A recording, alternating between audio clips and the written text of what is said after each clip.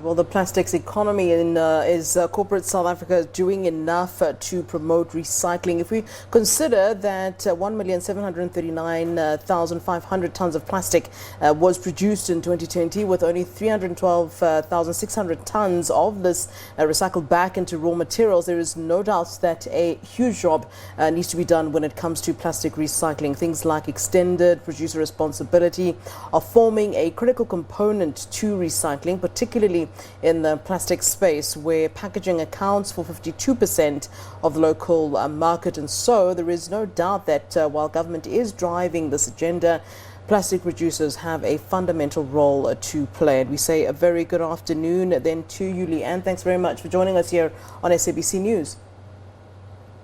Thank you, Flo. Thank you for having me. You're most welcome. Let's talk about the role of corporate South Africa in driving the recycling agenda. I must just add, I find it very ironic that, you'll find some stores who have decided that, they're going green and you can't use plastic bags. So they will sell the plastic bag to you.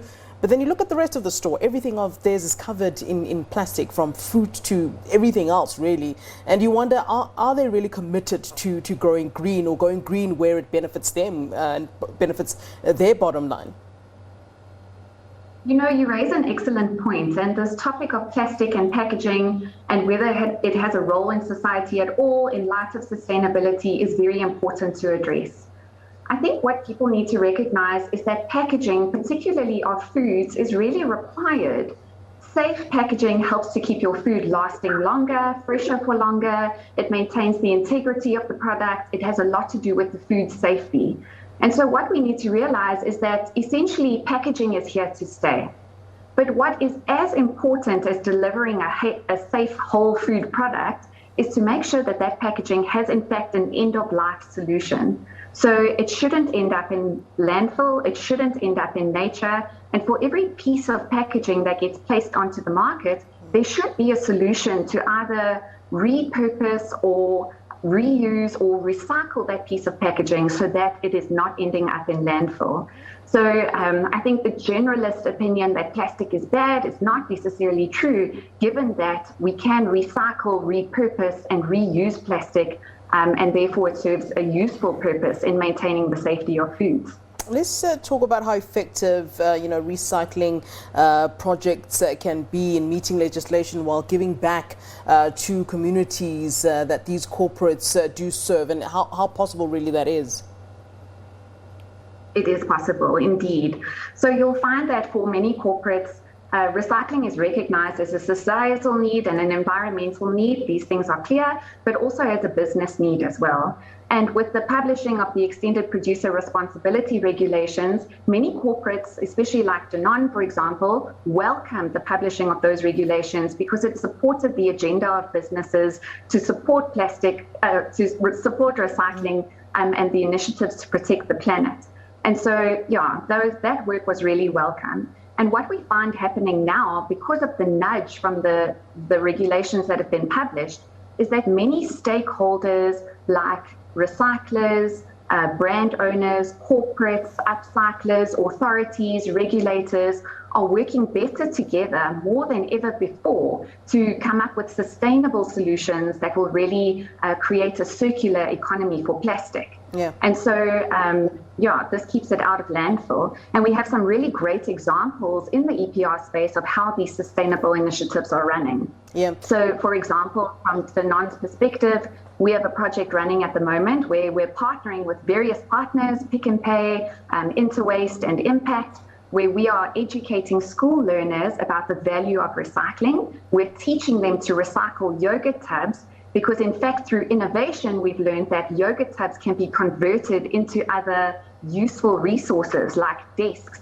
and lightweight bricks, which can be used to build classrooms. Yeah. And so the whole concept of innovating and working together as stakeholders to drive a circular economy is now more prominent than ever before, and we're seeing great changes in this space. You touched on it briefly, and the EPR's extended producer responsibility, and I'm not sure it's something that is very much spoken about. Talk to us about what exactly that is, and also the difference between just sort of having plastic and the ability to recycle them, as you've also mentioned.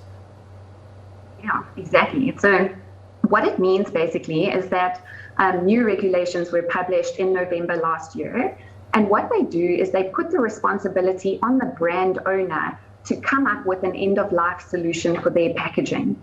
So, corporates or food manufacturers or any manufacturers who put any packaging onto the market, the packaging that protects and holds foods and keeps them safe, as the brand owner or the manufacturer of that product, we are now responsible to come up with an end-of-life solution. Mm-hmm. So what that means is that we need to create initiatives or support initiatives or fund initiatives that drive recycling, upcycling, conversion of that packaging into another resource, or whatever innovation is possible to prevent that plastic from ending up in nature or ending up in the landfill.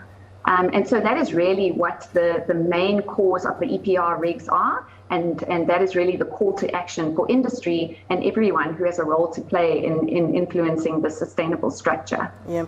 Leanne, I've always had this crazy thought, and before I let you go, I just want you to entertain me a little bit. I've always had this thought that, those living in coastal areas closer to the sea, rules should be stricter for them because ultimately, that's where the plastic ends up. We're always being told about, this is bad for sea creatures, sea animals, the straws, the plastics, all of it. But here in Joburg, me with my plastic bag, how likely is it to land up in the sea? And I've always wondered, should we not be stricter, and pardon me those who live in coastal areas, but should we not be stricter when it comes to coastal areas, because the likelihood of their plastics ending up in the sea is perhaps higher? Yeah, for sure. We have concerns about plastics ending up in the sea, but remember, that's not the only concern. So I've mentioned landfills a few times now, and part of the reason we want to avoid waste going to landfill is because it interacts negatively with the atmosphere. This increases carbon emissions, and this increases the risk of global warming on a massive scale. So yes, of course, the sea creatures and protection of the sea, absolutely critical, but recycling is just as important no matter which region you're in because of this impact with the atmosphere.